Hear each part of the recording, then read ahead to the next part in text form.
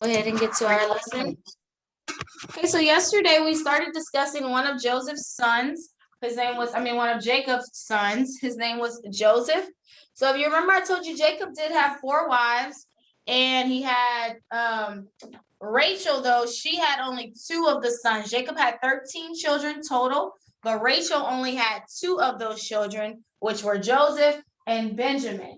And so Benjamin was the youngest, and Joseph was also the other son that she had. Now, out of Jacob's 13 children, Joseph was his favorite. That's who he favored the most. How do we know? I told you he gave him a coat of many colors. That's something that he didn't give to any of the other brothers, but he gave that to Joseph.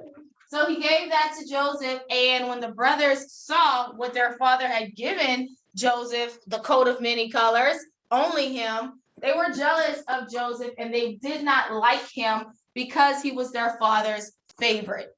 So Joseph, he tried to serve God, and he tried to do the right thing as much as possible. So that could be why his father Jacob, favored him. But the Lord ended up giving Joseph a dream, 2 dreams actually, just like he had given his father Jacob, previously with the ladder. So the first dream that he gave to Joseph, in the dream, Joseph and his brothers had their own sheaves or bundles of wheat, and Joseph's bundle of wheat stood up straight, and his brothers' bundles of wheat bowed down to his. So Joseph didn't understand what the dream meant, and he was kind of like, what does that mean? My brother's bundles of wheat are bowing down to mine? So he was a little confused about that dream. He wasn't sure what that dream meant. Then the Lord gave him another dream. And in his second dream, the sun, moon, and 11 stars bowed down to him. So Joseph's like, hold up now. He's like, what is going on? He's like, now I'm having another dream of more things bowing down to me. So Joseph decides to tell his brothers this dream, which he probably shouldn't have, but he did. He told his brothers the dream, and he told them about how their bundles of wheat bowed to his, how the stars that represented them bowed down to him. And his brothers, this did not make them happier. This did not make them like Joseph anymore. This instead made them hate Joseph even more. And they were very jealous of him. And they were like, you think we're going to bow down to you, Joseph? You think we're going to honor, and you think you're going to rule over us, Joseph? That will never, ever happen. And so Joseph, he was just telling them what the Lord gave him in the dream. Probably wasn't the best idea, being that they already disliked him. But he told them anyway, and they were not happy about it, hearing about his dream. But whether the brothers liked it or not, the Lord would still do what he had to do, right? He would still fulfill his purpose in Joseph. And obviously from the dream that the Lord gave Joseph, he was going to make Joseph a leader some way, somehow. He was going to make Joseph a ruler some way, somehow. They didn't know how it was going to happen, but the dream said that it would happen. So the brothers really disliked Joseph. And so after Joseph told them these dreams that he had, that, like I said, they really disliked him even more. And now the brothers feel like, we can't stand Joseph. We just got to get rid of him. They didn't even care if he would not be there anymore or not. So it's a lot of tension in the home, with his brothers, especially, and these are his big brothers, his older brothers, and they're treating him like that. So one day, Joseph's 10 older brothers took their flocks, their father's sheep, and they went a long way from home so that they could find grazing pasture for the sheep. So one time, Joseph's brothers had left home, and they decided to take all the sheep with them. They would usually do that sometimes, where they would leave home for a little while. They would take all the sheep with them, the animals, and they would go to like an open field, open land where the animals can just, walk around freely and eat a lot of the grass, right? So this is Joseph's 10 brothers that went. Joseph and Benjamin stayed behind. So only the older brothers went and did this. So after some time, the brothers have been gone a little while. And so Jacob, their father, was kind of concerned.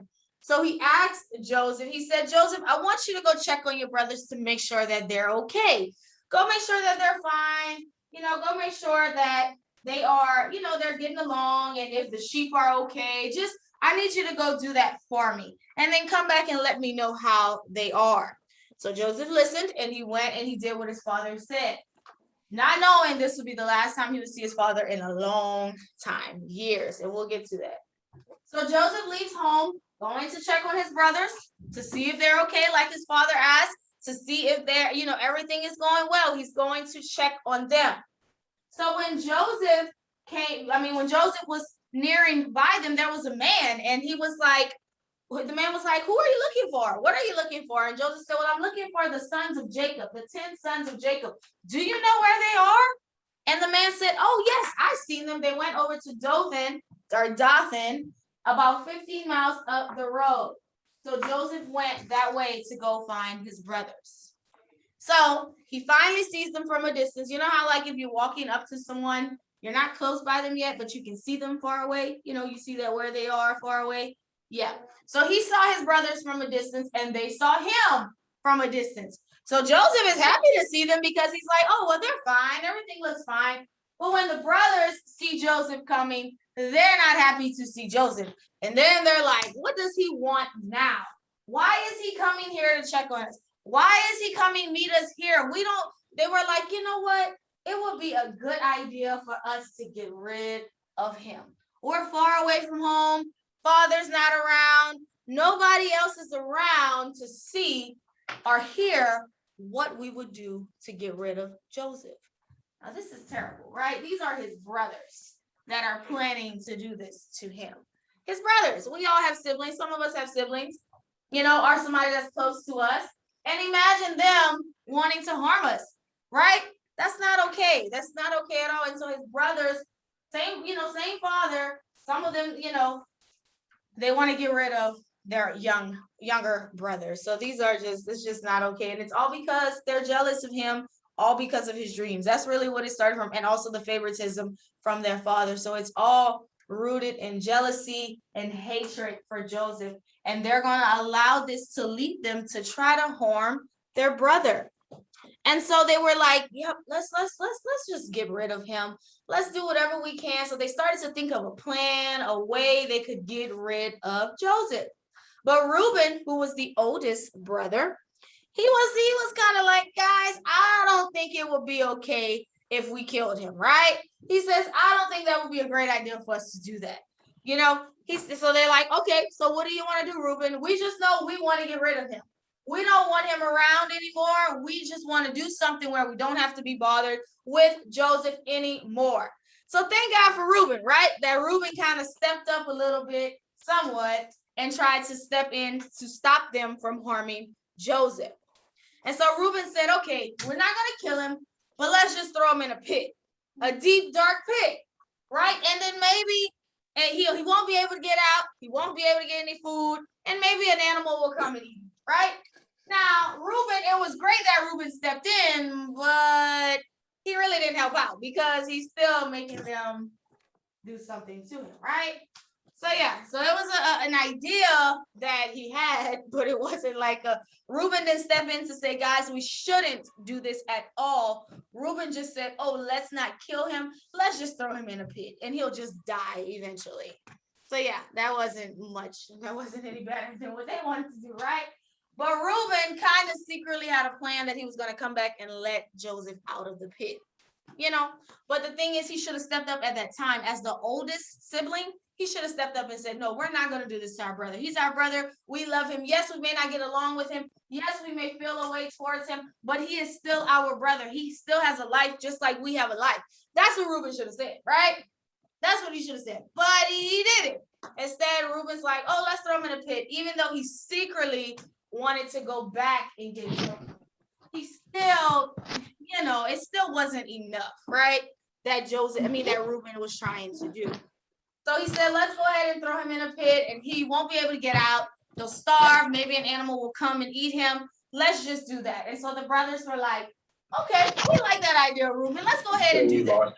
So remember, Joseph is coming up to them. And so Joseph doesn't even know this whole time that this is what his brothers are planning. So Joseph's just coming up to them, like, hey, y'all, hey, guys, not knowing that the brothers were planning to harm him this whole time. But the Lord knew exactly what was going to happen before it even happened. So God, the thing is, like, sometimes people may think that they're hurting us but really the Lord is going to fight on behalf of his people. Sometimes people may think like, oh, well, I'm plotting to do this evil thing to them, but God sees even their evil thoughts, and he will cancel it, and he will not allow it to devour his people. He will not allow it to destroy his people. And that's going to be the story of Joseph's life, how everything that was meant for bad, God turned it around for Joseph's good. So the brothers want to harm him. They want to take his life from him. But little do they know that the Lord has covered Joseph, and the Lord has a purpose for Joseph, and they cannot cancel that no matter what they try to do, how they allow the enemy to use them to do things, right? So Joseph approached him and said, hey, brothers, where have you been? Father has been worried about you. And before he could even get an answer or anything, they grabbed Joseph, they tear off his coat that they didn't like, they tear off his coat, and they throw him in the pit. And so Joseph, imagine how he's feeling in this moment. He's like, well, what did I do to deserve all of this, right? I was coming to check on you, to be kind to you, and you're throwing me in a pit? So they threw him, like he didn't even, nothing. They just grabbed all his stuff. So they grabbed his coat off of him and threw him inside of the pit. And so Joseph's like, guys, come on, let me out of here. Why are you doing this to me? And they didn't even care. They didn't even listen to Joseph. They just kept going about their business like it was nothing. So they threw him inside of the pit. So, but the Bible tells us that the Lord was with Joseph, even though he felt alone because it's his 10 brothers against just him.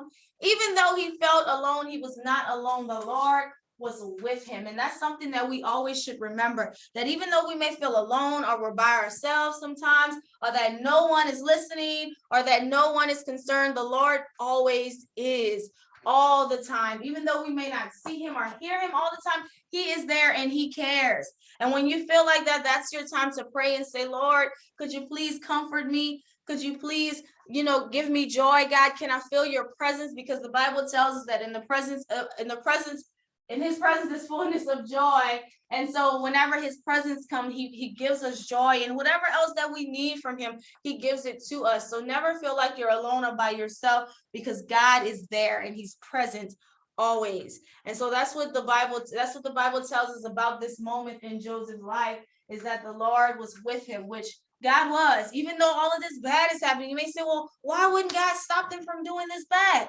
That's sometimes how the Lord works. Sometimes we have to go through pain and rough things. Sometimes that's when God shows us his greatest strength. God does his biggest things through sometimes the worst situations in our lives, sometimes that's the best. That's when we see the Lord move the best. And so we see that God moves so greatly, so mighty, and we see a miracle take place. And we'll see that in Joseph's life. So yes, he was thrown in the pit, but the Lord was still with him. So after this, the brothers, they throw him in the pit, and they just go eat lunch after that, like nothing. They didn't even care. They didn't even feel, guilty. Have you ever done something bad and you felt guilty afterwards? You were like, I shouldn't have done that, right? You maybe went and apologize to the person that you might have offended or something, or you just kept thinking about it like, I shouldn't have done that. No, the brothers threw him in the pit. They didn't even feel guilty. They just went to eat their lunch right after that. They were like, yep, we're going to sit down and eat. We don't even care. While their brother is sitting in a pit by himself. So Reuben, he had left, though, the older brother. He had left and went to another field while the other 9 brothers were eating their lunch. So whenever the other 9 were sitting eating their lunch, they saw a caravan coming of merchants. So merchants were people who sold things, like they would sell different things. If you've been to a flea market before, they sell different things, and that's what the merchants would do. They were actually on their way to Egypt to go and sell some things. And so they were actually Ishmaelite merchants. If you remember, Ishmael is the other son of Abraham. And remember when he left, God said he will make him a great nation. Well, these are the people that are from Ishmael. So we see that the Ishmaelites, the people from Ishmael, are still alive, right? So the Lord kept his promise. But anyway, these Ishmaelite merchants, they're coming, and the brothers look and they say, oh, we got a better idea. Judah, this is the brother that says this. He says, look, there are some Ishmaelite merchants. They were like, man, let's go ahead and sell Joseph to them. Because Joseph can go. That's going to be another way. We're not going to kill him, right? His blood won't be on our hands. we won't be guilty if he dies, which they would still be because they're the ones that did it, right? But anyway, that's how they were thinking. They were like, if he dies or anything happens to him, it won't be our fault if we sell him. They're going to take him, bring him wherever they want to bring him, and that's on them. That has nothing to do with us. And so the brothers are like, you know what, that's a great idea, Judah. Let's go ahead and do that. So they get the merchants. They're like, hey, we have a young boy. He's a slave boy that we could sell to you. Now, Joseph was not a slave. They're lying, saying that about their brother, that he was a slave. He was not. But that was their way of selling him. They said, we have a slave boy here that we can sell to you. He works hard. Let's go ahead and sell. You can buy him. And so the merchants were like, So they took Joseph out the pit. They showed Joseph to the merchants. And Joseph was a young man at this time. And so he was at his full strength at this time. He was healthy. He had a lot of strength. And so he would have been a good slave, a good worker. And so the merchants are like, man, yeah, we're going to buy him because we could sell him in Egypt. Somebody's going to buy him in Egypt and we're going to make a lot of money off of him. So they buy him and they take him away. So now Joseph was thrown in the pit. And from being thrown in the pit, now Joseph is being sold to some merchants. And now he's going to a whole different country, Egypt. He's gone. Now he's leaving home completely. Remember, Jacob had left home, but Jacob wasn't far. But now Joseph is leaving home and he's going to a totally different place. The people don't even speak Hebrew in Egypt. They speak Egyptian. He's going to a place he's never been. He's young. He doesn't have anybody like with him, family, anybody. Plus he's going there as a slave. He doesn't even have a choice when he goes there for what he would do. He has to go and be a slave. So they sold him. They sold their brother. So then Reuben comes back. And so Reuben, remember I told you he wanted them to throw him in the pit because Reuben was going to come back to try to get Joseph. So Reuben tries to secretly go back to the pit. And then when he goes, Joseph's gone. And so he's like, oh no, what happened? So he was like, what happened to Joseph? What happened? And so the brothers are like, oh, we sold him. Remember, Reuben had left. That's why he didn't know what happened.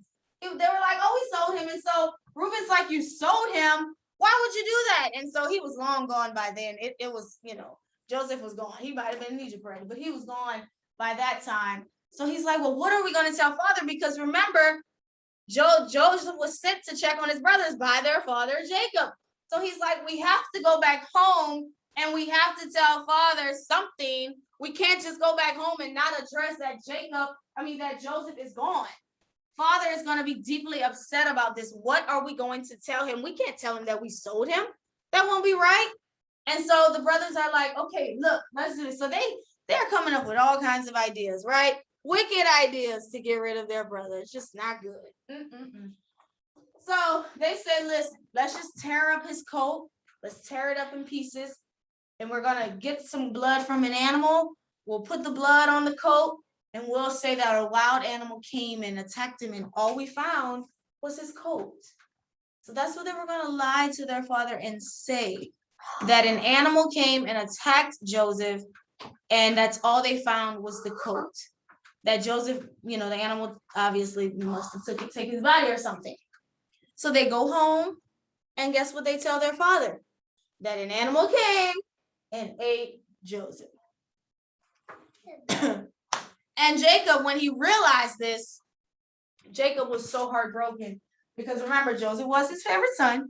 So he was very heartbroken by this, and he probably blamed himself because he sent his son to go check on them, right? So he's probably like, oh man, if I wouldn't have sent Joseph to go check on them, maybe this wouldn't have happened. Oh man, my son is gone. And so Jacob was grieved because of this. His heart was broken. He lost his son. Well, at least that's what he thinks. They lied to him, but he's like, my son is gone. My son is gone. And the brothers, shouldn't they feel guilty about this? Look how they're doing all this. They sold their brother and now they're doing all this to their father who is old at this time, and they're, making up all this stuff. So it's just not good at all. But this is not the end of Joseph's life. This is actually just the beginning of where God will bring him. And so all of what Joseph is going through, God is going to turn that all around. And when God will finally raise Joseph up to the place that he wants him to be, Joseph is going to be like, this was all worth it. All of the pain, all of the suffering that I went through, how I was betrayed by my brothers, it's all worth it in the end. And so that's what we'll get into a little bit tomorrow, because Joseph is going to be sold in Egypt, and we'll talk about where he was sold, who sold him, who bought him, and then something else is going to happen to Joseph. So it's, Joseph has highs and lows, but that's life actually. But anyway, so that's our lesson today on his brothers selling him, betraying their brother and selling him to some merchants to be sold as a slave in Egypt. So this is very wrong. And the brothers, I'm sure we're gonna see, they're gonna regret what they've done. They will. But right now they don't. They're like, oh well, that's on Joseph. Oh well, he's gone. That's his problem, not ours. Okay? Amen. Amen. Awesome. Okay. So that's our lesson today, guys, on Joseph being sold. His brothers they first threw him in the pit. That didn't work out. So they decided to sell him. Well, it did work out, but they decided, oh no, we have a better plan. Let's sell him. But they really, really wanted to kill him. That's what they really wanted to do. But Reuben kind of stepped in, sort of. Not really. And so now Joseph is being sold. So tomorrow, that's what we'll get into to discuss. Okay? All right, good. Thanks for joining us for Bible today, guys. I'm happy to see you all again this morning. I hope y'all have a great day. I'll see first grade in a little while, and second grade, I'll see you later today, okay? All right, bye.